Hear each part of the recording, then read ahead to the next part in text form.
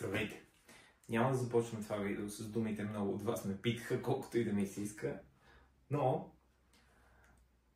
решил съм, понеже имам възможност, да направя една кратка поредица от видеа, в която да си говорим за релоудинг. И по-конкретно за обработката и подготовката на гилзата.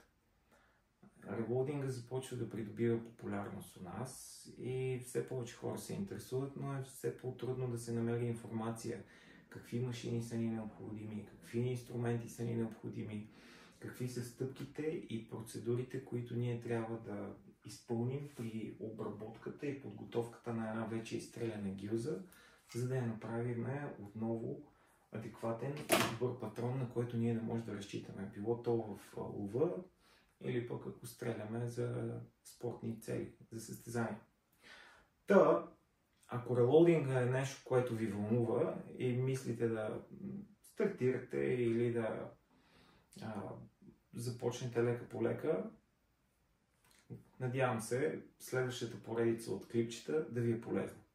Ще започнем с обяснението на процесите, различните инструменти и машини. Гледайте. Първа стъпка. Изстреляли сме патрона, получили сме празна гилза. Какво трябва да направим с нея? Трябва да я съберем и да я върнем отново до стандарта. Посредством матрица. Матрицата е онова нещо, което ние ще поставим на пресата и вкарвайки гилзата в нея, да я съберем и да я върнем до стандарта. Матрицата ще накара гилзата ни отново да прибере стените си, да прибере раменете, да прибере шийката. По-късно, или пък ако имате повече въпроси, ще ви отговоря за различните типове матрици и това, което те могат. В конкретния случай аз ще използвам full size матрица, тя ще бутне всичко. Има хора, които ще съберат само шийката и ще направят neck size, защото останалата част на гилзата се раздува по патронника, съответно те ще бутнат само и единствено шийката. Аз ще събера цялата гилза.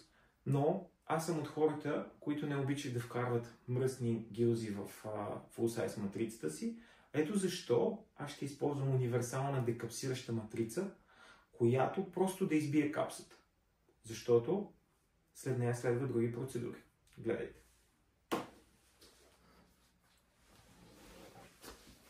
В това бързо видео ще ви покажа как използваме универсалната декапсираща матрица и избиваме капсите.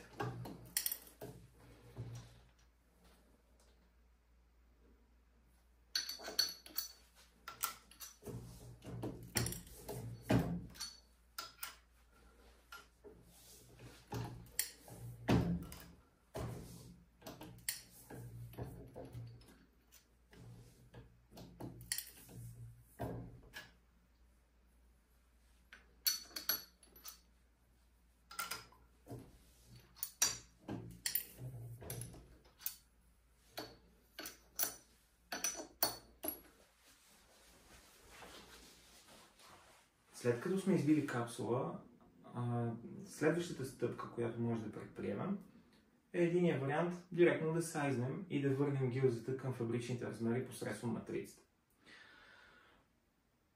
Това е вярно и ако правим директно тази стъпка, ние на тази гилза може да разчитаме не повече от 3-4 пъти. Защото материала се калява, става изключително твърд, губи еластичността си. И при последващо сайзване, при произведен изстрел, тя не може да се уплътни по патронника и вадим едни гилзи, които са целите опушени, идват неравни скорости и не е нещо, на което може да разчитаме за прецизна стрелба. Хубавата стъпка обаче коя е? Да аниловаме или отгреем гилзата. Това е процедура, при която шийката и раменете се нагряват до около 400 градуса с цел материала отново да се разкали и да възстанови еластичността си. Тогава, сайзвайки гилзата, материалът отгоре ще е мек и отново ще се уплътни добре по патроника при възпроизведен изстрел. Личният ми опит показва, че при извършване на тази процедура една гилза може да бъде изстреляна може би повече от 10 пъти успешно.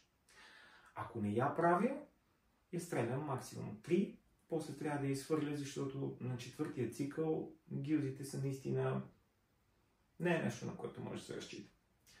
Та, показвам ви как се прави отгряването. В конкретния случай ние ще го правим с индукционна машина посредством електричество.